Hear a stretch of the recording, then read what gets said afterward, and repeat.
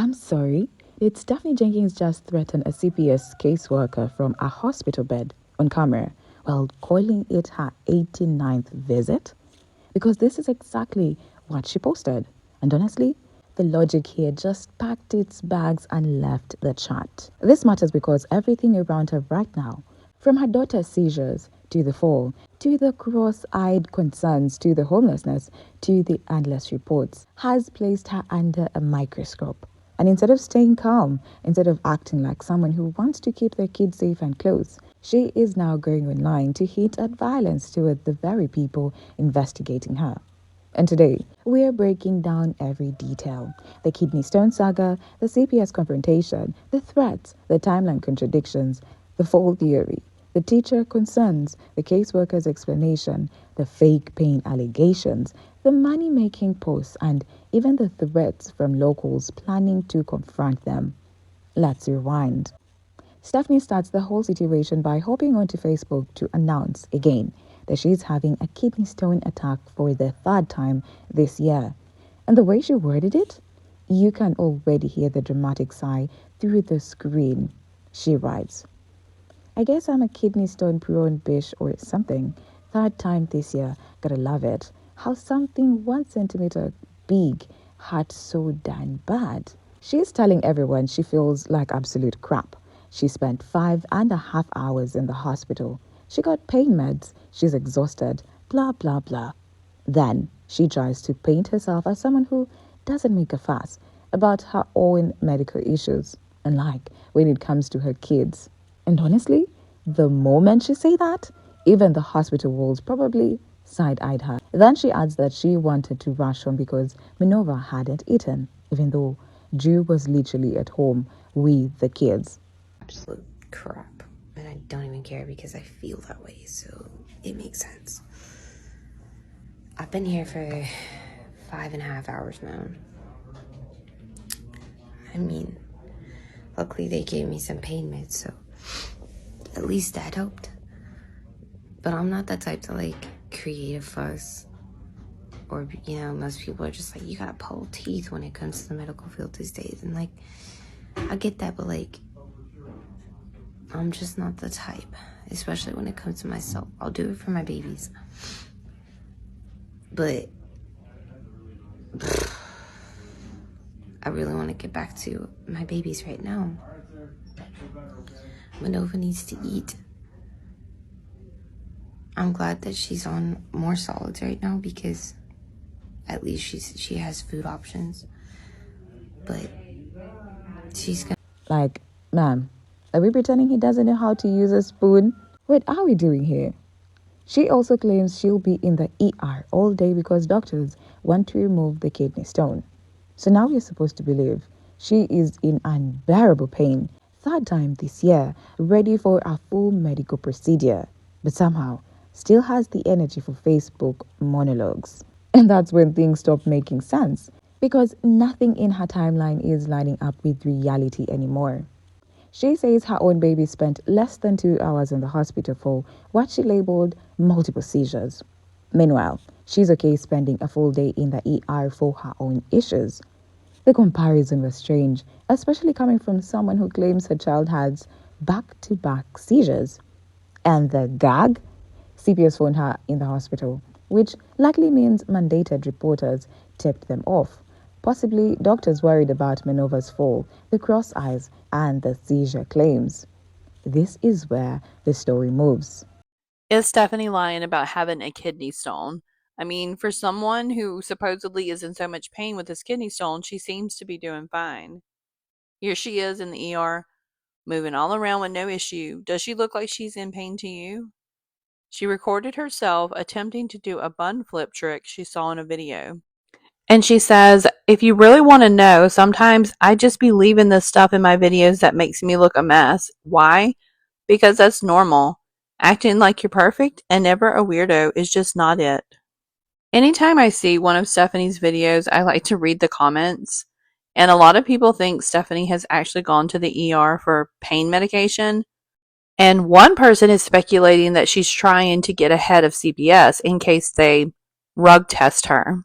This way, she'll have an excuse for substances being in her system. I mean, it makes sense to me. If she can't get them on the street, she'll just go to the hospital. Now, Stephanie is sitting there in a hospital gown, lying in the bed like she wants everyone to feel sorry for her, and she pulls out her phone to post a video with the text. Me being civil and speaking to a caseworker about some BS for the 89th time. And honestly, the way she worded being civil already tells you she was not being civil. If you have to announce it, you probably weren't doing it. Then her caption comes in with the classic Stephanie tone. Because how are you going to keep popping up at the worst and hardest times of our life? And instead of offering support, you throw judgment. Get lost with the energy. She's mad that CPS showed up at the hospital, as if CPS is supposed to call ahead and ask, "Hi Stephanie, when's a convenient time to check on your kid's safety?" No, that's not how it works. So basically, she's been posting all day on Facebook how she's in the ED right now because of her kidney stone. Now, guys, I don't know if you're keeping track, but if we are keeping track, this is the third ED visit for someone in the Jenkins family in the month of December. We are only 8 days into this month. It is a week into this month, and we are already at our third ED visit for the month. Luckily, the other two was in relation to Minova. This time, it is in relation to Stephanie. Yep, so she's there with a kidney stone right now. She says that it's a centimeter big, and that she's expecting to be in the ED all day because she is going to have a procedure to have it removed. Now, people are calling her out in her comments section because, well, I'm not sure if you guys have ever had a kidney stone before, but I have had a kidney stone before, and it is very, very painful. And so everyone in the comment section who has also had kidney stones before, they're saying how painful it is. And she's making videos of her flipping her hair over and putting it into a bun. And she's doing this repeatedly in this video. And people are like, ma'am, if you are in the ED for the pain of a kidney stone, you would not be able to bend. You would not be able to sit up straight. You would not be able to bend over and do your hair like that multiple times for a video. And here's the part she refuses to wrap her head around. Her baby was just in a hospital for so-called seizures. People reported a fall. Her child suddenly has cursed eyes, and none of the timing makes sense. Of course, CPS showed up. That's literally their job. But instead of being embarrassed, worried, or at least quiet, Stephanie is online bragging that this is her 89th time dealing with a caseworker. Not 8, not 18, 89. Most parents would hear that number and immediately start reevaluating their entire life. Stephanie? She's sarcastically flexing it like it's a loyalty points program. Absolutely unhinged behavior. This is the exact moment the story flips. Stephanie adds a threatening audio aimed right at the caseworker, and the sound literally says, if she had a missile, she would throw it at the person. Honestly. And if I had a damn missile, if I had a spare missile, I'd throw it at that bitch, man. I really, really. Yes, a missile toward a caseworker from a hospital bed while she is actively being investigated. You can't make this up. And instead of thinking for even 2 seconds, maybe this is not the moment to act unhinged online, she posts it publicly like she's submitting for extra credit. This was honestly the dumbest strategic move she could have made. It's like she woke up and said, how can I make my situation worse today? Because now she looks unhinged, combative, defensive, and dangerous toward authority. Okay, so y'all sent me this. Apparently, Stephanie is in the hospital for a kidney stone for the third time this year, and a caseworker is speaking to her. And then the audio on this was, if I had a missile, I would throw it at that bitch. The decisions that are being made are just like not it's really hard to defend you not being on hard drugs. I'm gonna say that. A caseworker tracked you down in the ER. They want to talk to you real bad. At what point do you swallow your pride and think, like, maybe I do need to make some changes? Maybe I do need to do things a little bit differently. Maybe I am fucking up a little bit. You don't want to take opinions and advice from strangers on the internet, cool, whatever, but you are literally known worldwide for being a neglectful parent. Your daughter's teacher has talked to her multiple times in private, and that's only the times that you know about. Your daughter has had your baby has had multiple seizures, and now you have a caseworker coming and giving you suggestions for the 89th time. Let you tell it. At what point do you be like, maybe I do need to do something a little bit different? Fuck it. If it don't work, it don't work. At least I tried. Like, that's what we'll be talking about. Like, I'm not gonna lie. Something about, I know it was a joke, it was an audio, but if you had a missile, you would throw it at that bitch towards your caseworker, baby. As someone who used to be a caseworker, you would have been seeing me again that day with the sheriff. I'm not gonna hold you. And let's be real, every caseworker documents this kind of behavior. It goes straight into the file. They don't ignore threats, even if it's just a TikTok sound. And the worst part? She's not even at the stage where CPS is removing kids yet. This is still the talking phase. She's already spiraling, already hostile, already sending warning signs. Meanwhile, the caseworker might have been approaching her with resources, help for homelessness, programs for family support, anything. But Stephanie doesn't hear any of that. She only hears her own defensiveness. So instead of answering questions, she pulls out TikTok threats. So where we are now is CPS is building a case, and Stephanie is literally helping them do it with her own posts. Now let's break down this in plain English, because the way people are trying to make sense of this mess, it's a whole investigation of its own. These are the main theories everyone is talking about, and honestly, they're not far-fetched. Doctors tipped CPS off. This one makes the most sense because look at the pattern. The baby supposedly had seizures. The baby reportedly fell off the bed from Stephanie's own kids. The baby now has sudden cross eyes, which can be a sign of stroke or head injury. And this baby has been in and out of hospitals like it's a routine. And remember, doctors are mandated reporters. They don't play games when it comes to head injuries. They don't wait for the perfect moment. If they see something off, they file a report. Period. What would disprove this theory? If CPS magically showed up for a totally unrelated reason, well, let's be serious. The timing is way too perfect to be a coincidence. It looks like some caseworkers have been speaking to Methany. So we need to keep doubling down, keep calling CPS, give them all of her information, make sure that as many calls as are made as possible, and truly report as many things as you have seen on live, on her videos, on her posts in general. Because she knows she's taking heat now. She's in the hospital apparently with a kidney stone. And she's like making all these videos because she's in the hospital and she needs everybody to pay attention to her. But yeah, apparently caseworkers are starting to put on some heat.